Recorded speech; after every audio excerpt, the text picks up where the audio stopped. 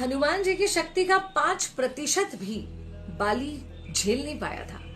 रामायण के नेगेटिव किरदारों में से एक थे सुग्रीव के भाई बाली, और जिनके बारे में जाना जाता था कि उन्हें कोई नहीं हरा सकता। क्यों?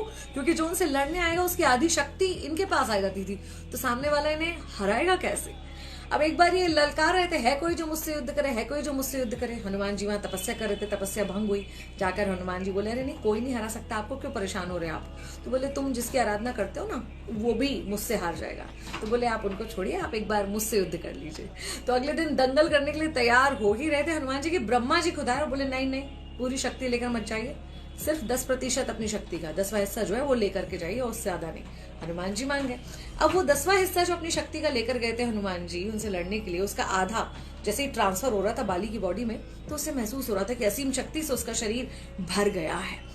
और कुछ ही देर बाद उसको लगने लगा कि अब तो नसें फट जाएंगी, खून बहने लगेगा। इतने में खुद ब्रह्मा जी आए और बाली से बोले कि जीवन चाहते हो तो दूर हो जाओ हनुमान जी से इसी वक्त। वो समझ गया कि वो नहीं सह पाएगा उनकी शक्ति के इस छोटे से अंश को भी। सोचिए, ऐसे शक्तिशाली हैं हनुमान जी, और वो आज भी हमारे बीच है। तो इसलिए उन्हें संकट मोचन कहा जाता है। कोई और संकट हो ना, तो आपको किसी और के पास जाके रोने की जरूरत नहीं है, दिल से हनुमान जी की आराधना कीजिए, उन्हें याद कीजिए, और देखिए संकट कैसे बाली की तरह